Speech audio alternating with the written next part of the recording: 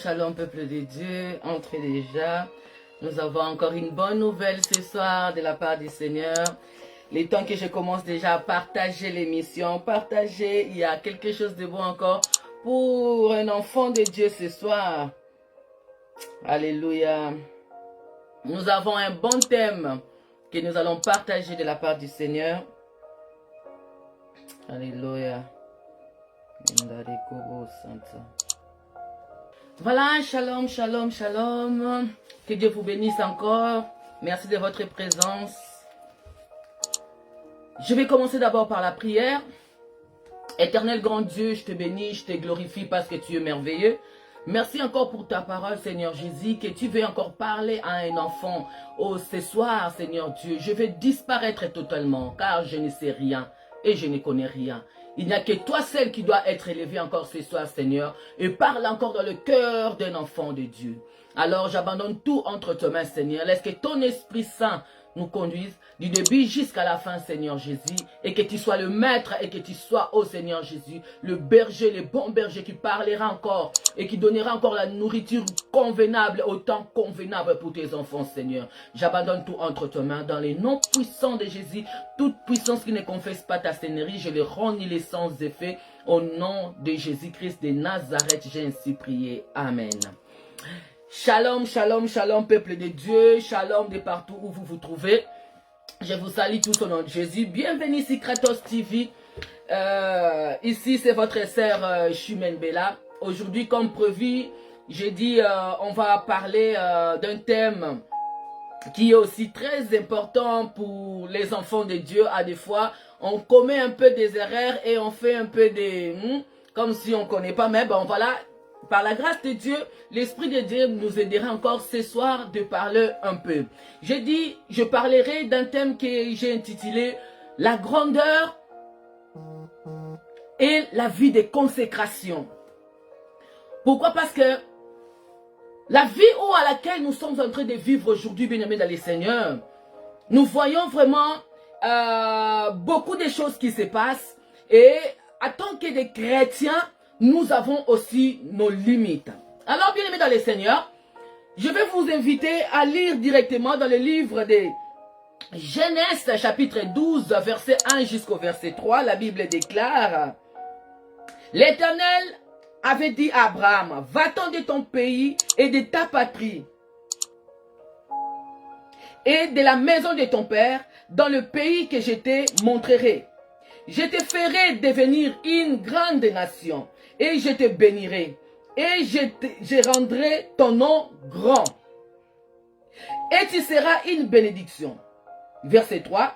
Et je bénirai ceux qui te béniront, je maudirai ceux qui te maudiront, et en toi sera bénie toutes les familles de la terre. Bien-aimés dans les Seigneurs, la parole que je vous apporte aujourd'hui, j'ai déjà dit que non, un grand ne boit pas. L'alcool, ce n'est pas pour des chrétiens. L'alcool, ce n'est pas pour des hommes grands.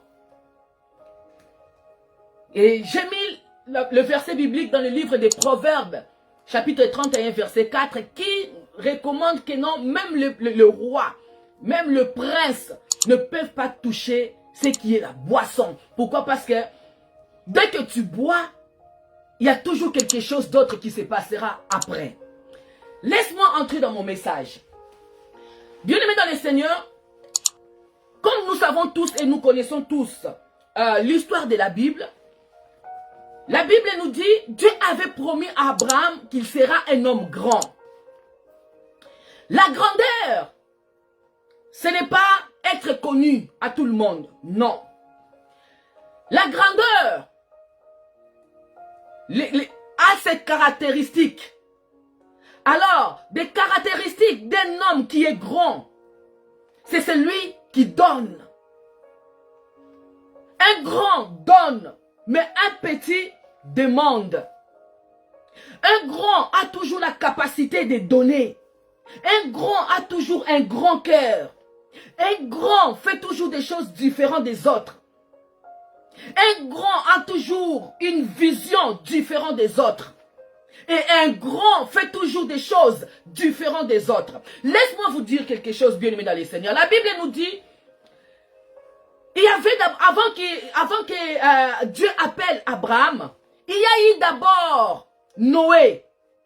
Aujourd'hui, je vais vous dire pourquoi on ne dit pas le Dieu de Noé.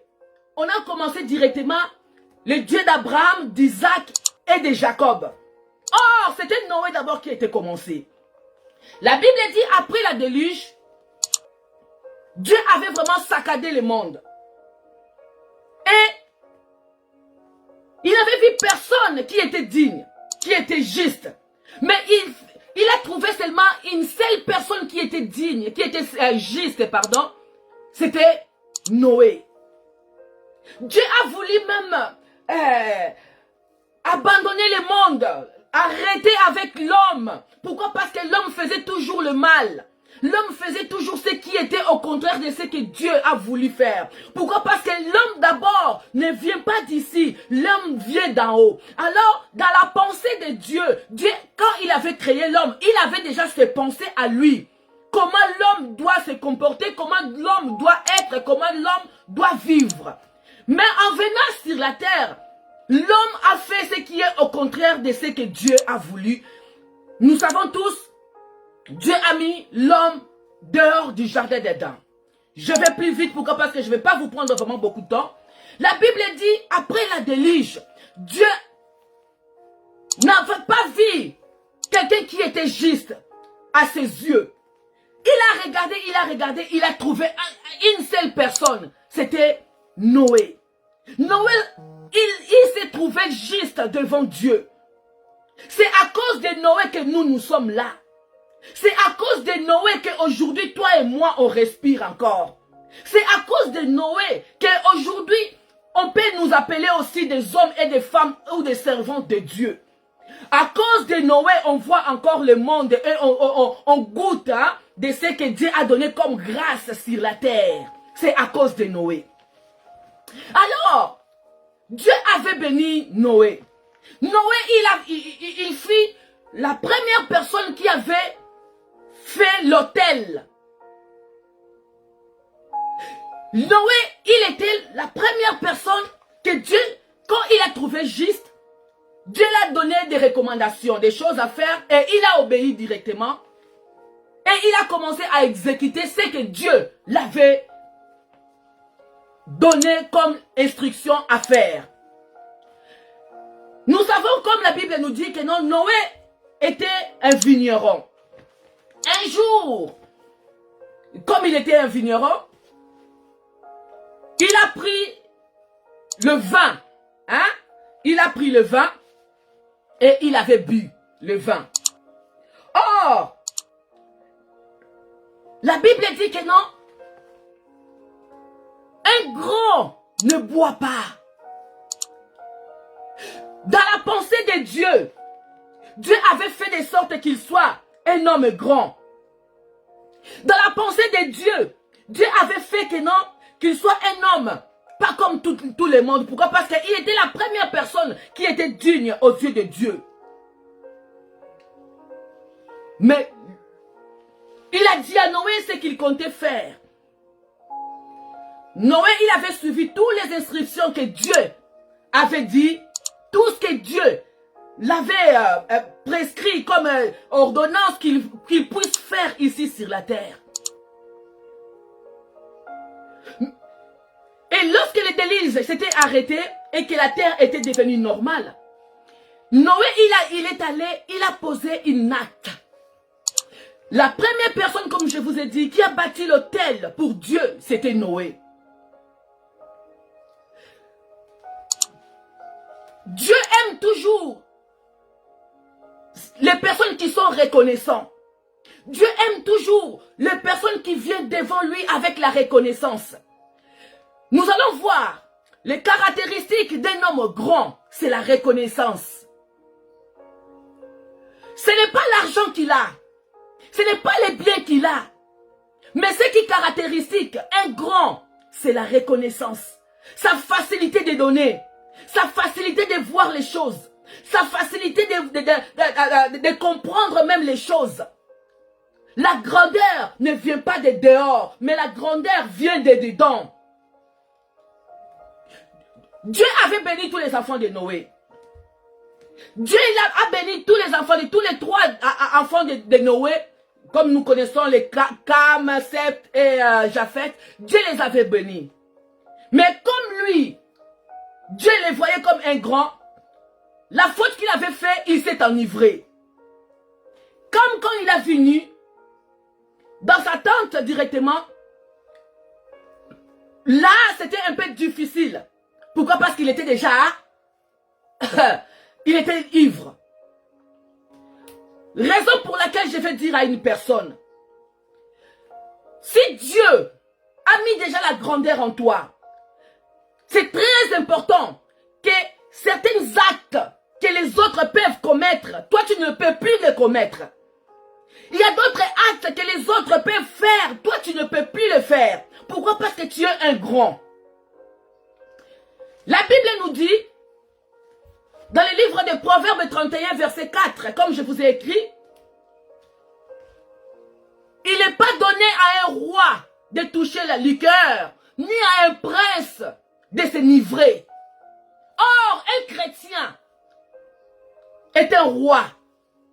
Un chrétien est un prince. Un chrétien n'est pas comme tout le monde. Raison pour laquelle un chrétien est toujours mis à part. On est dans le monde, mais aussi longtemps tu es chrétien, tu es plus de ce monde. Tu es mis à part.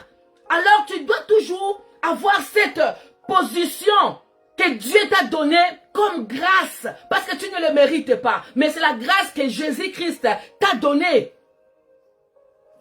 Tu es co-héritier en Jésus-Christ. Or, Jésus-Christ, celui qui est notre roi, on l'appelle le roi des rois. Toi, tu es le prince. Un grand ne boit pas. Un grand ne touche pas l'alcool. Un grand ne drague pas les femmes d'autrui. Un grand ne jalouse pas. Un grand ne fait pas du mal. Un grand est celui qui connaît son identité et il est fier de ce qu'il est. Et c'est lui qui fait sortir encore des choses plus que ce que les autres ont fait. Et pour savoir que si tu es grand, bien-aimé dans les seigneurs, nous allons voir l'exemple d'un roi. Quand le roi met au monde son enfant, l'enfant ne sait pas qu'il est le prince. Mais il y a les temps, quand l'enfant est déjà là, la mère ou le père commence déjà à donner les instructions à l'enfant, en lui disant que non, toi tu es le prince. Tu ne peux pas faire n'importe quoi. Là où les autres boivent, toi tu ne peux pas boire. Là où les autres vont dans les boîtes de nuit, toi tu ne peux pas aller dans les boîtes de nuit. Là où les autres courent derrière les femmes, toi tu ne peux pas courir derrière les femmes. On les donne toujours des instructions, des choses qu'il doit faire quand il sera là, quand il va grandir. Et c'est de la même façon aussi comme nous des chrétiens. Nous avons des prescriptions que Dieu a déjà prescrites. Et la Bible nous dit que l'alcool, ce n'est pas pour des grands. L'alcool, c'est pour des pauvres. Un pauvre est celui qui n'affronte pas la réalité. Quand on dit des pauvres, ce n'est pas seulement la pauvreté en argent, non. La grandeur vient de l'éducation que ta maman t'a donnée. Pourquoi? Parce que ça se cache toujours au-dedans de toi. Un grand ne fait pas n'importe quoi. Un grand ne touche pas n'importe quoi. Un grand regarde toujours son entourage. Un grand ne se met pas avec tout le monde. Un grand ne fait pas du mal. Un grand ne jalouse pas. Un grand ne murmure pas. Et un grand met toujours le pas là où les autres n'arrivent pas à mettre. Bien-aimé dans le Seigneur, Noé avait bu du vin et il s'est enivré directement quand, comme il a vu la nudité de son père bon, il n'avait pas maudit Cam. Pourquoi? Parce que Dieu, quand il avait béni Noé, Dieu avait béni Noé et ses enfants. Aussi longtemps la bénédiction de Dieu était déjà sur Cam, alors Noé ne pouvait pas maudire Cam. Pourquoi? Parce que Dieu avait déjà béni. Et nous allons voir, Noé, il a béni la descendance de Cam. Et directement, lui que Dieu voyait grand, lui que Dieu regardait que non, il va apporter quelque chose dans le monde. Il va faire quelque chose de grandiose dans le monde. Il est allé jusqu'à s'enivrer. Et vous allez voir, depuis le temps-là que Noé avait maudit la génération de Cam, Dieu ne parlait plus avec Noé. Dieu ne dealait plus avec Noé. Pourquoi? Parce que Dieu voyait d'autres choses les jours à venir. Dieu voyait d'autres choses les jours qui viennent. Aussi longtemps, il y a eu déjà la déluge qui a ravagé le monde tout entier. Et Dieu avait déjà la pensée de faire quelque chose de bon les jours qui viennent. Mais lui, la personne que Dieu avait vu comme grand, qui peut faire quelque chose de bon, que Dieu a béni même ses enfants, il est allé jusqu'à boire de la bière, le vin, l'alcool. Raison pour laquelle je viens dire à un enfant de Dieu, raison pour laquelle je viens dire encore à un chrétien, raison pour laquelle, bien aimé dans le Seigneur, tu dois savoir, l'alcool n'est pas bien pour un chrétien. Celui qui boit n'affronte pas sa destinée. Celui qui boit n'affronte pas de difficultés. Si vous regardez bien, beaucoup de monde qui boivent, et ceux qui n'arrivent pas à affronter les combats qui leur arrivent, il veut boire après avoir dormi, il pense que non, c'est tout fini, c'est tout oublié, ben voilà, la bière. Non, un grand ne boit pas. Un grand affronte toutes les difficultés qui peuvent arriver devant lui. Aujourd'hui, on dit aux chrétiens, ben vous pouvez même boire un peu du vin, juste un peu, ça vous fera un peu du bien, le bien pour l'estomac. Bien aimé, quand tu commences avec le peu, petit à petit, ça va commencer à grandir. Petit à petit, ça va commencer à augmenter. Petit à petit, ça va commencer à devenir beaucoup. Mieux vaut ne pas toucher que toucher et aller encore beaucoup plus loin. Je viens te dire aujourd'hui, ce n'est pas les réseaux sociaux, parce qu'aujourd'hui, beaucoup de monde, on pense que si beaucoup de monde te connaît dans les réseaux sociaux, tu deviens un grand. Si tu as déjà l'influence sur les réseaux sociaux, beaucoup de monde pense que non, cet homme est devenu grand. Non, on ne devient pas grand dans les réseaux sociaux. Pourquoi? Parce que dans les réseaux sociaux, on voit, il y a d'autres gens qui viennent pour instruire les gens. Mais il y a d'autres personnes aussi, toujours dans les réseaux sociaux, qui viennent pour insulter, qui viennent pour calomnier les autres, qui viennent pour parler le mal des autres. Or, un grand n'insulte pas. Un grand ne calomnie jamais. Un grand ne dit jamais le mal des autres. Surtout pas en public. Un grand a toujours les caractéristiques du calme en lui. Un grand ne parle pas beaucoup. Mais un grand réfléchit plus avant de parler. Un grand, avant qu'il sorte la parole dans sa bouche, il tourne 7 fois avant de parler. Un grand, avant de faire quelque chose, il pense encore 7 fois avant de commettre quelque chose ou de faire quelque chose. Alors l'attitude d'un grand, c'est la solitude. Si tu n'arrives pas à rester toute seule, bien aimé dans le Seigneur, dis-toi en toi que non, la grandeur n'est pas en toi. Un grand, tu dois arriver à un moment où tu restes seul. Il n'y a personne, ni à gauche, ni à droite. Il n'y a que toi et Dieu. Vous affrontez. Un grand n'est pas celui qui a toujours beaucoup de monde tout autour de lui. Non. Un grand n'est pas seulement celui qui va chercher de l'aide gauche à droite. Non. Un grand est celui-là qui arrive à rester seul. Pour penser, pour avoir encore la vision beaucoup plus loin que les autres. Un grand est celui qui sait se cacher. Un grand n'est pas orgueilleux. Un grand est celui qui sait s'humilier. Même quand tu as fait des défauts, quand tu as fait l'erreur, un grand est celui qui sait s'humilier. Bien-aimés dans les Seigneurs, comme je vous ai dit, je ne vais pas vous prendre beaucoup de temps. Mais ce soir, Dieu t'a créé un grand. Et Dieu t'a donné des capacités, toutes les capacités possibles, de sortir la grandeur qui est en toi. Mais tu dois savoir que la première grandeur que tu dois savoir, c'est l'éducation que tes parents t'ont donnée. Quelle est l'éducation que tes parents t'ont donnée? Oh! Un roi ou un prince pour être un roi ou pour être un prince, il y a toujours des directives qu'on les donne. Et il y a toujours des choses qu'on les dit de faire et de ne pas faire. Et toi, bien-aimé dans les Seigneurs, dis-moi, quelle est ta grandeur? Où est ta position? Tu es dans la bassesse ou tu es là où il y a les grands? Tu es dans la bassesse ou tu es dans la grandeur? Les réseaux sociaux ne font jamais des gens seulement qui soient des grands. Non. Dans les réseaux sociaux, bien aimés dans les Seigneurs, aujourd'hui, beaucoup de monde vient pour des randos. Beaucoup des hommes viennent seulement pour des disputes. Beaucoup de gens viennent pour régler leurs comptes sur les réseaux sociaux. Même s'il a 1000, 2000 âmes, 2000 followers, les gens qui les suivent, ça ne fait pas de lui un grand. Mais ce qui fait de nous un grand, c'est ce qui est au-dedans de nous. Et ce que nous exprimons en dehors. Je vous ai pris encore aujourd'hui l'histoire d'Élie et Élisée. Bien-aimés dans les Seigneurs, je ne vais pas lire, mais vous pouvez lire à la maison.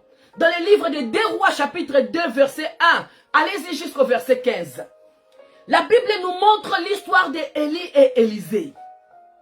La Bible dit, il y a un jour, Élie, il a pris Élisée. Là, on voit aujourd'hui beaucoup même des hommes de Dieu tombent.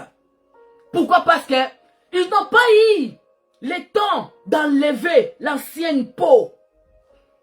Raison pour laquelle aujourd'hui je vais parler encore de la vie de consécration. Pourquoi? Parce que c'est très important. C'est une étape à laquelle nous ne pouvons pas sauter, bien-aimés dans les Seigneurs. La Bible dit,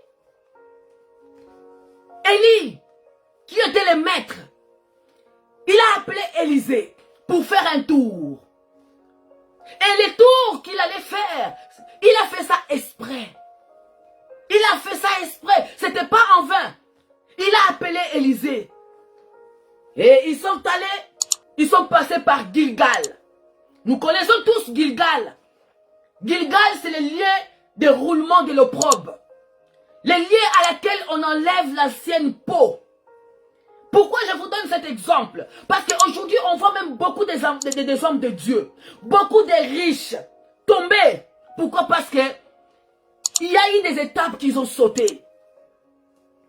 Bien-aimés dans les Seigneurs, il y a des étapes que nous ne devons pas brûler.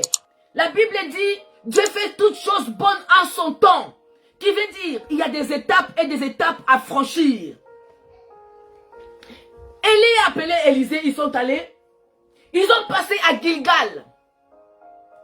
Et il a fait exprès que Élisée passe à Gilgal.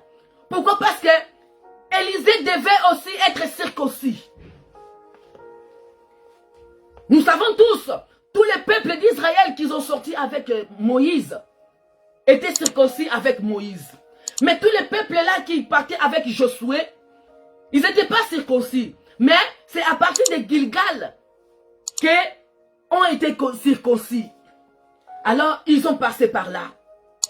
Élie, il a fait exprès juste afin que Élisée puisse, pour ne pas qu'il brille les étapes qui est très important dans la vie. Même dans la vie chrétienne, même dans nos ministères, c'est très important, bien aimé dans le Seigneur, à ne pas sauter des étapes. Gilgal, c'est le lieu où on enlève l'ancien peau. Gilgal est le lieu de la sanctification. Gilgal est le lieu à laquelle on doit laisser tous nos péchés, toutes nos erreurs, toutes nos fautes, toutes nos tâches. C'est là, en Gilgal. Gilgal, c'est le lieu où, à laquelle, bien aimé dans le Seigneur, Tu ne peux pas brûler des étapes. Pourquoi? Parce que ça risque que la chute que tu vas faire, que ça soit vraiment spectaculaire. Aujourd'hui, si nous voyons beaucoup des hommes de Dieu tomber, beaucoup des hommes puissants tomber et rester toujours par terre, c'est parce que beaucoup de ces hommes n'ont pas eu le temps d'enlever l'ancien pot. N'ont pas eu le temps d'enlever l'ancien pot. D'enlever tout ce qui était comme taches, rides dans leur vie. Or, la vie chrétienne, on doit toujours passer par cette étape-là parce que c'est très important. Un jour même, le diable transporta Jésus-Christ sur la montagne. Il a montré que non, si tu te jettes directement, je te donnerai tout ça.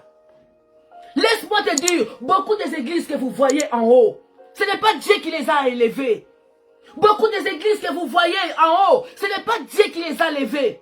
C'est le diable qui les a élevées. Afin que les jours où ils vont tomber, que beaucoup des âmes puissent les suivre. Et c'est pour un but que le diable est en train de faire tout cela.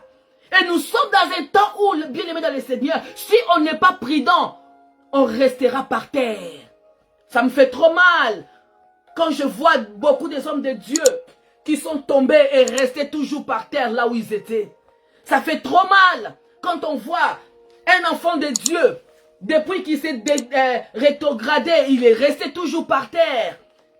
Le chemin à laquelle Dieu nous a appelés, c'est tellement long. Même si tu te trébiches quelque part, bien-aimé dans le Seigneur, secouez les habits, vas-y. Fonce encore, vas-y. Raison pour laquelle je vais te parler aujourd'hui. Si tu veux voir la grandeur en toi, commence d'abord à enlever l'ancienne peau qui est en toi. Enlève l'ancienne peau. Après avoir passé en Gilgal, la Bible dit qu'ils sont allés à Bethel. Bethel qui est la maison de Dieu. Bethel qui est l'endroit où il faut être consacré. Gilgal, c'était la sanctification. La vie chrétienne ne s'arrête pas seulement à devenir un chrétien. Et un chrétien qui ne fait rien. Dieu peut prendre encore le temps de te prendre et te mettre dans le feu. Nous avons vu même l'exemple que Jésus-Christ avait donné des figuiers. L'exemple que Jésus avait donné des figuiers. Un jour, Jésus passa avec les disciples. Il a vu une figue qui n'avait pas de fruits. Qu'est-ce qu'il avait fait? Il a maudit directement cet arbre. Pourquoi? Parce qu'il ne sortait pas de fruits. Alors, bien aimé dans le Seigneur, je viens te parler ce soir. Ne t'arrête pas seulement comme un chrétien. Ne t'arrête pas seulement en étant chrétienne. Mais plutôt, tu dois être utile dans la maison de Dieu. Tu dois être utile dans ce que tu veux faire. Tu dois être utile dans l'œuvre de Dieu. C'est très important. La Bible nous dit dans le livre de Psaume chapitre 1 que cet arbre qui est planté tout près de l'eau, il sort toujours de feuilles. Il frétrise toujours. Mais jamais il devient sec. Pourquoi? Parce que il est toujours tout près, là où il y a les courants d'eau. Il ne devient jamais sec. Pourquoi? Parce qu'il y a l'eau qui passe toujours auprès de cet arbre.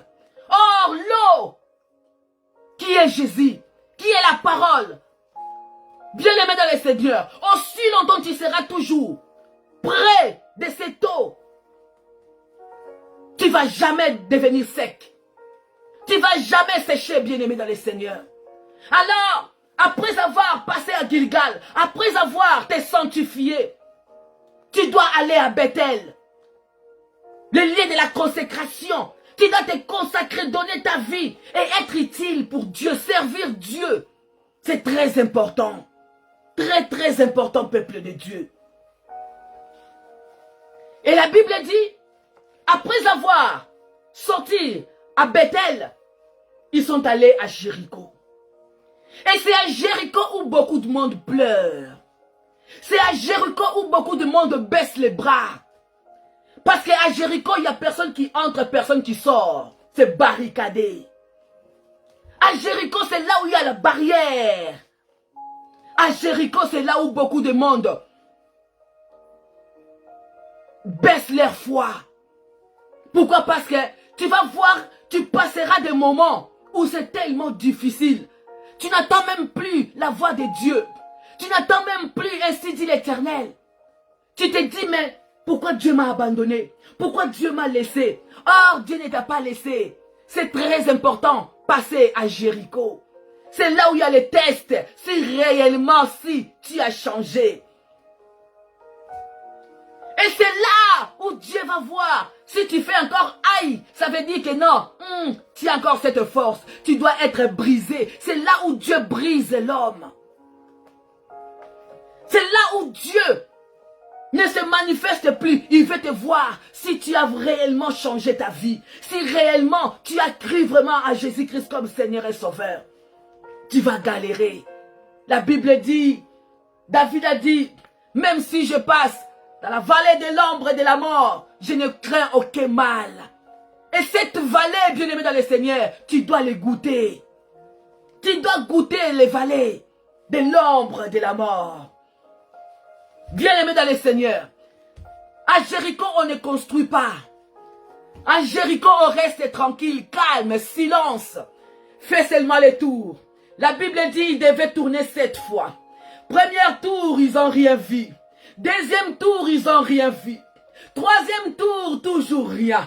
Quatrième, toujours rien. Tu peux te fatiguer en te disant que Dieu m'a oublié. Mais or que Dieu ne t'a pas oublié. Il a un projet. Il a un projet. Tout homme qui veut voir la gloire de Dieu doit toujours passer par le feu.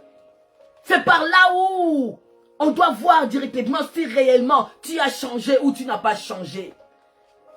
C'est là où tu vois que non, il y a d'autres serviteurs qui disent, mais non, là vraiment si tu joues avec moi, je laisserai la Bible à côté. Ça veut dire que non,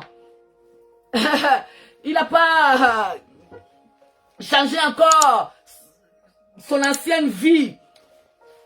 La vie là, la vie ancienne est encore en lui.